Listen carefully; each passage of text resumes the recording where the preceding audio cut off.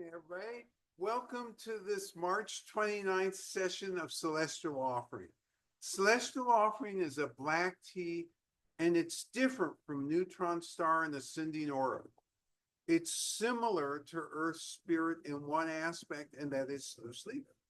And this has another specialty to it that I want to share with you, and that is as a loose leaf black tea.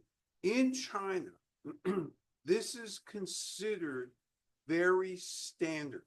In other words, if you asked a Chinese person, what should pu'er taste like?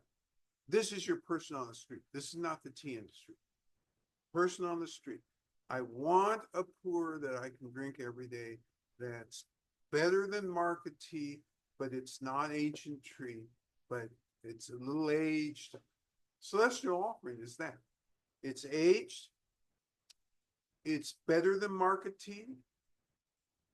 And it is not ancient tree. So you're going to get a different feel. And it is not indigenously done. This is done at a major, reputable factory in Yunnan. And they do tons and tons of this tea. They export it all over the place. So very popular. So as we're trying to give you this scope, we're trying to give you the whole range of what's possible in the good to great category. And this is very drinkable and very standard. And in some ways, probably more recognizable to you who drunk non-Sophie's pu'er, not as recognizable to those who grew up with Sophie's pu'er. Nonetheless, it's still worth doing. So I think I explained to you before, but I want to kind of reinforce it, that they go through all those steps that we talked about. They come to the fork of the road, they do wet piling, then they do dry piling, and then they come to a position where, yes, this is fermented enough. And then they have one more fork. Are we going to have it loose leaf or are we going to cake it? And this is loose leaf. And so what they need to do is continue for a slight bit more a drying and fermenting process.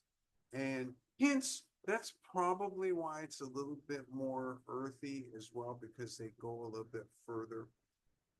And so philosophically, we're about to stumble on a question. And I am going to answer, but I will return to this theme again. And that is what is the quality metric for a black tea? And that's a really easy and hard question to answer at the same time.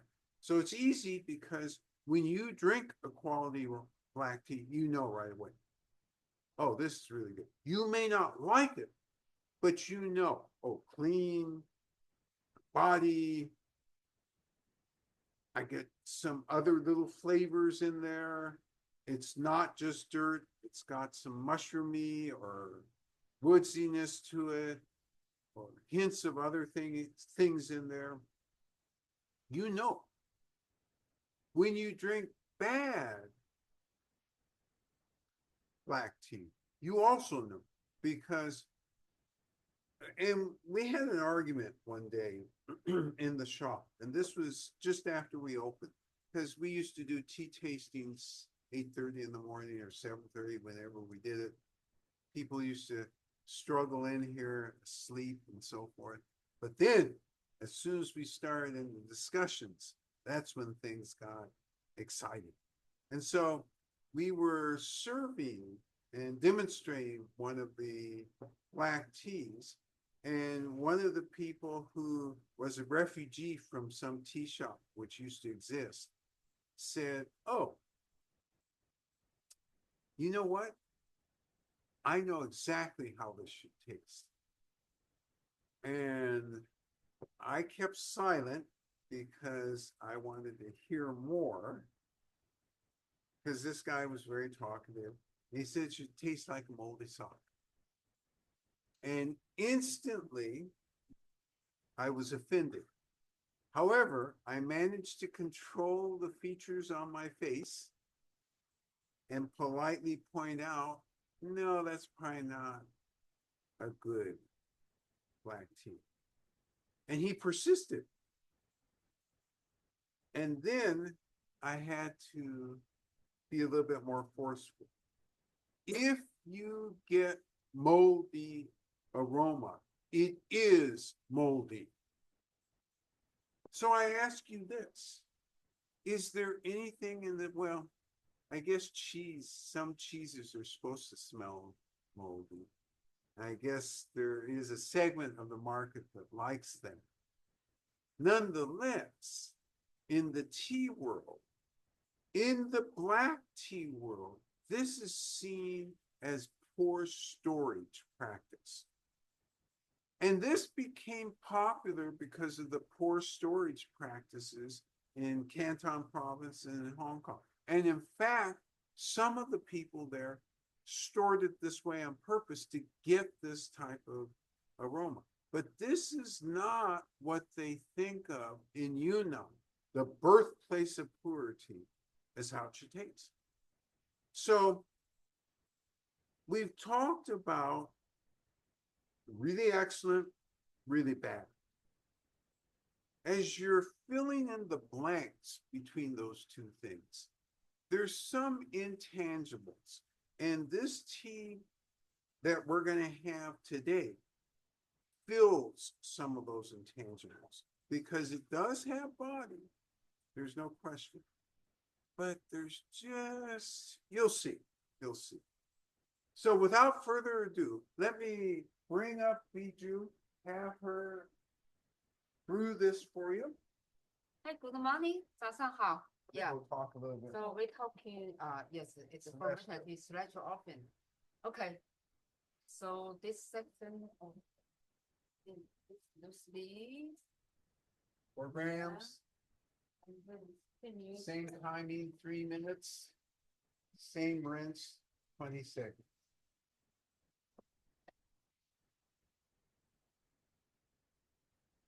Is there a range of flavors in fermented tea that you find yourself gravitating?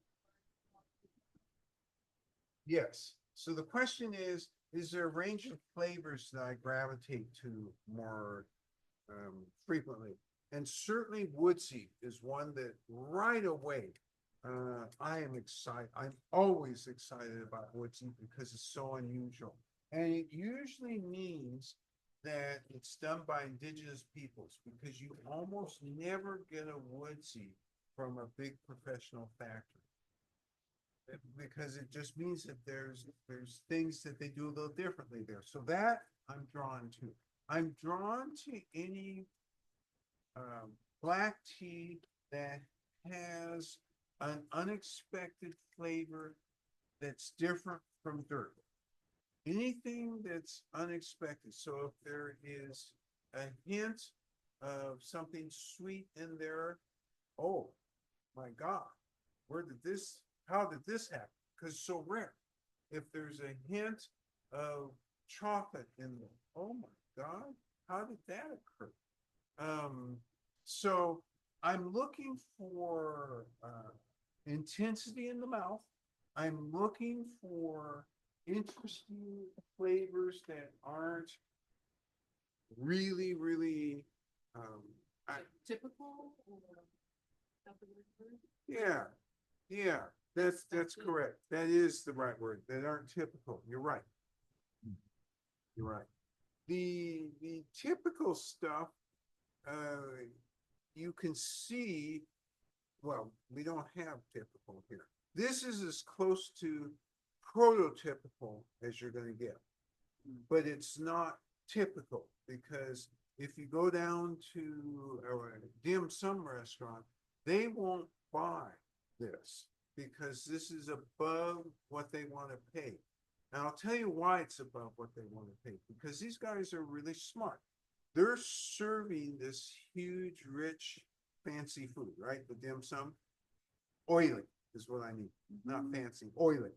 And so does it matter whether you get a prototypical or a market grade?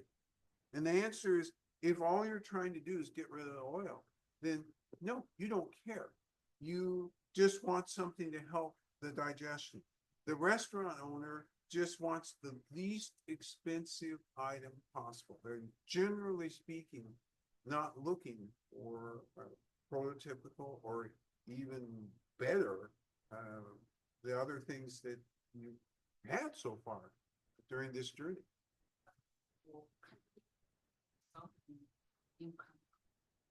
That's a really good point. Bijou makes a really good point because remember, where did this concept of dim sum and this type of tea come from? It came from Canton, it came from Hong Kong, because all the restaurants there, you go in, you have choices. You can either have this, if the restaurant is a step higher, you can have jasmine. If it's a step higher than that, you can have iron goddess light. Those are your three basic choices. Very rarely is there anything beyond that. Occasionally, oh, chrysanthemum. If you need no caffeine, you can have chrysanthemum. They always have chrysanthemum. Yeah, juhuacha. And then if they want to go just a slight bit higher and make your eyes glitter, they can throw goji berries in that chrysanthemum. And then you have something really beautiful. Hey, and oh, it's really a good thing Bijou is here because she reminded me in the highest grade of those restaurants, they have something called bing tong. And it's like cubes of sugar. And you dump that in and just reach heaven. There's a culture in Guangdong, all parts in China and Hong Kong.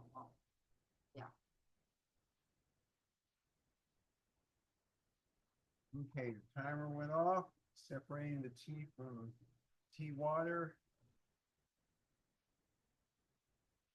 So all of these teas have something in common, don't they?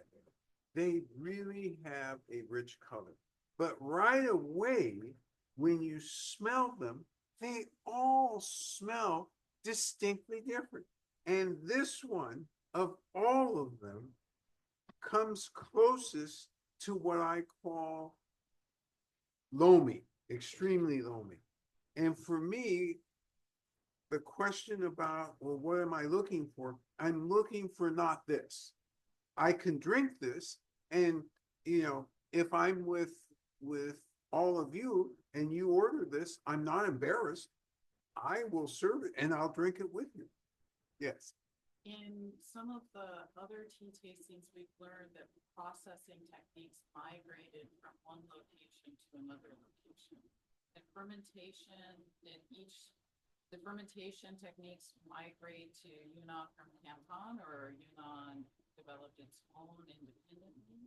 Yunnan developed fermentation independently. Canton had almost made a mistake. The first statement stands, but now I need to do an asterisk. And the asterisk is, for mercantile reasons, Canton had a famous factory for producing tea. And this had to do with getting tea on a ship and getting it to Russia and getting it to Southeast Asia, Mongolia as well. So yes, they had some skill, but this is not where fermented tea started. It started 1066. Well, no, whoops. Let's strike that date. It started a long time ago in Yunnan, and that was the first place. And then from there, the actual act of fermentation was probably an accident. And what I mean by that is they put it on donkeys and horses and camels and had the old tea horse road. And, occasionally it would rain, right? Or snow or any of those other precipitation things. And then some of the team may have fermented, and that may actually be the source, and that's why it may have occurred longer ago than we actually have a good historical record for. All right, celestial offering. We're fully in China today. We're excited because we're actually in Yunnan today. So we think, well, no guarantees yet, we think there may be a nice surprise for all of you. All right, as usual, fun doing these sessions with you. Next week, April 5th, we are going to do dark matter. A great, oh, I'm not supposed to preview stuff like this. It's a very excellent black tea. Bye-bye. All right, we'll see you next time, next week. Take care. Yeah. Yes, that's my, okay, thank you.